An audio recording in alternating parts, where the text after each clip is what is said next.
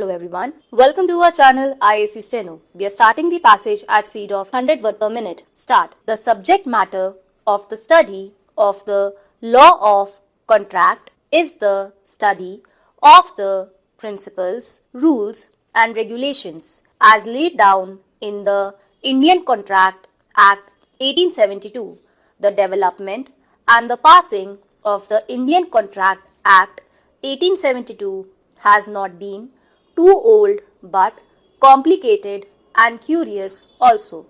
Sir Henry Maine has been of the view that in early days of its development, the law of contract was not similar to that of his own time. According to him, it took sufficiently long time to reach that stage and the process of its development was very slow.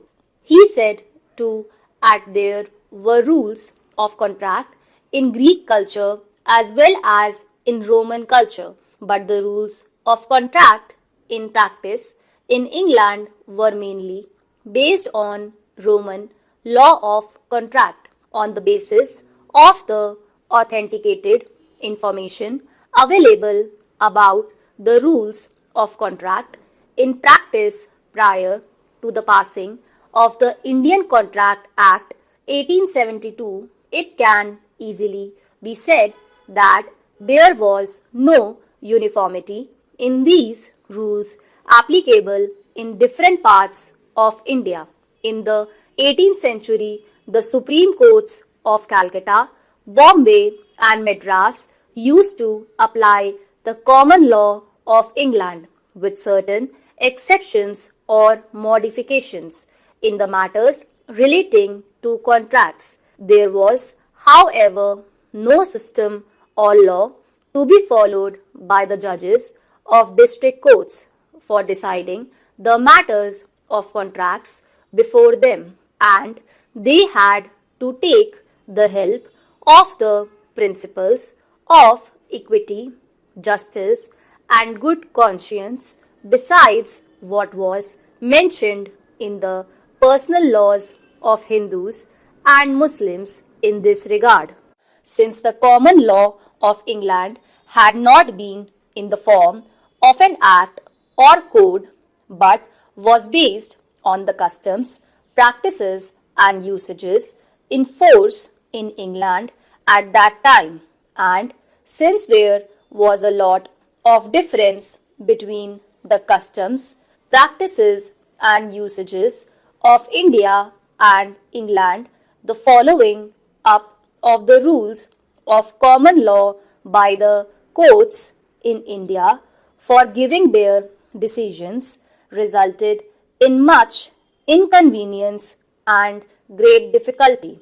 To overcome this difficulty, separate acts were passed for Supreme Court of Calcutta in 1791 and Supreme Courts of Bombay and Madras in 1797, and provisions were made therein that suits relating to matters of contracts were to be decided according to the provisions of Hindu law if both the parties were Hindus, and according to the provisions of Mohammedan law if both parties were Muslims, and according to the provisions of the personal law of the defendant if one party was a Hindu while the other party was a Muslim.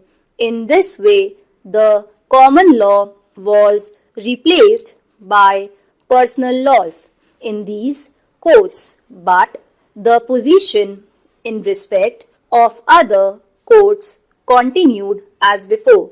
The High Courts established in 1862 at Calcutta, Madras and Bombay also adopted the same practice as stated above. Thus, the rule of contract were not uniform and there was much difficulty and inconvenience in the administration of justice. Keeping this position in view, The Indian Law Commission prepared a bill in 1866, which after some modification was passed as the Indian Contract Act 1872. Objects of the Indian Contract Act. Preamble of every act incorporates its objects. The preamble of the Indian Contract Act 1872 runs as follows: whereas it is expedient to define and amend certain parts of the law relating to contracts, it is hereby enacted as follows. As is clear from the preamble of the Act, the main object of the Indian Contract Act 1872 had been to consolidate and to bring uniformity in the rules of contract in practice, to arrange the law on the point systematically and to amend it if and where necessary.